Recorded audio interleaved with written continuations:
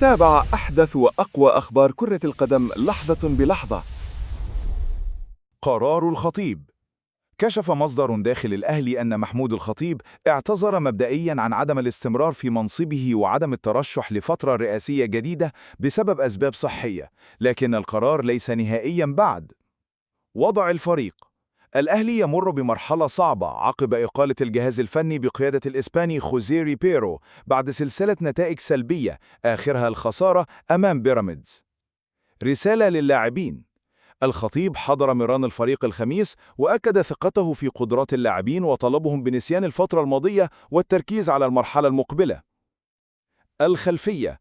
الخطيب يتولى رئاسة الأهلي منذ 2018 وأكمل فترتين حتى 2025.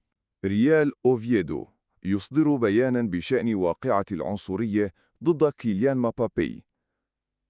الحادثة: الشرطة الإسبانية اعتقلت مشجعاً لنادي ريال أوفييدو بعد توجيهه إشارة عنصرية ضد كيليان مبابي خلال مباراة أمام ريال مدريد في 24 أغسطس. التهم: صنف الفعل كجريمة كراهية وجريمة ضد النزاهة الأخلاقية. موقف النادي: ريال أوفييدو أصدر بياناً رسمياً يرفض فيه أي سلوك عنصري أو عنيف، وقدم اعتذاراً علنياً لريال مدريد ولمبابي. الإجراءات: النادي أكد التزامه باتخاذ إجراءات تأديبية بمجرد حصوله على بيانات المتهم من الجهات الرسمية، مشدداً على أن هذه التصرفات فردية ولا تمثل جماهيره. بحث الأهلي عن مدرب جديد. النادي الأهلي يواصل مفاوضاته للتعاقد مع مدير فني بديل بعد رحيل الإسباني خوزيه ريبيرو. المرشح البارز: تقارير سويسرية ذكرت أن أورس فيشر 59 عاماً مدرب يونيون برلين الألماني السابق دخل دائرة الاهتمام مع إجراء محادثات لإقناعه بتولي المهمة. موقف فيشر ومساعده.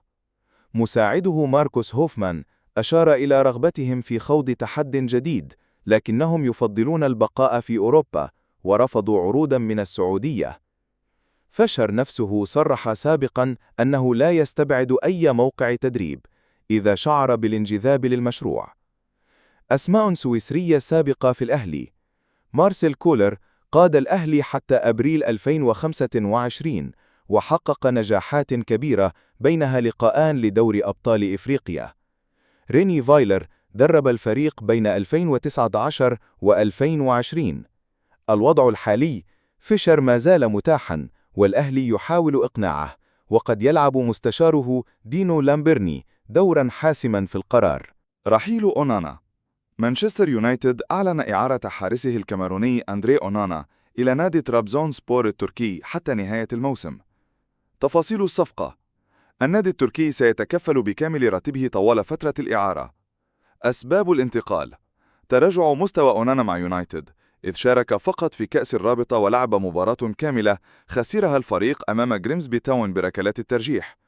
بدائل يونايتد: التعاقد مع الحارس البلجيكي سين لامنز في آخر يوم من سوق الانتقالات. الحارس التاي بايندر خاض المباريات الثلاثة الأولى في الدوري الإنجليزي هذا الموسم. الثقة والدعم. محمود الخطيب أكد ثقته الكبيرة في لاعبي الأهلي وطالبهم بالتركيز على المستقبل ونسيان الفترة الماضية. الجهاز الفني والإداري.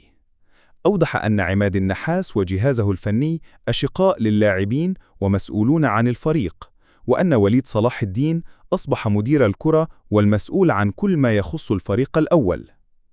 قيمة الأهلي. شدد على أن الأهلي يصنع الأسماء وليس العكس، وأن اللعب يكون بالمجهود والرجولة وليس بالأسماء. القيم والمبادئ. ذكر بأن الأهلي كيان تاريخي يقوم على المبادئ والقيم، ويصبر لكنه لا يقبل إلا من يسعى لرفع اسمه. رسالة أخيرة.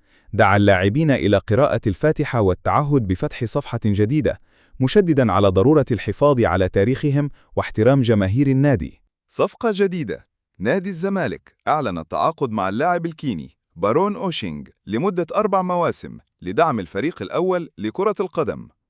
القيد: سيتم قيده تحت السن، لكن اتحاد الكرة لم يعتمد القيد رسمياً حتى الآن.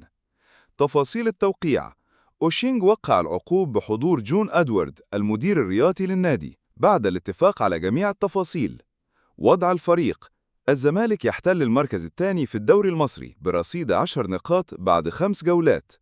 المباراة المقبلة: سيواجه الزمالك فريق المصري البورسعيدي يوم 13 سبتمبر على استاد الجيش ببرج العرب ضمن الجولة السادسة من الدوري الممتاز.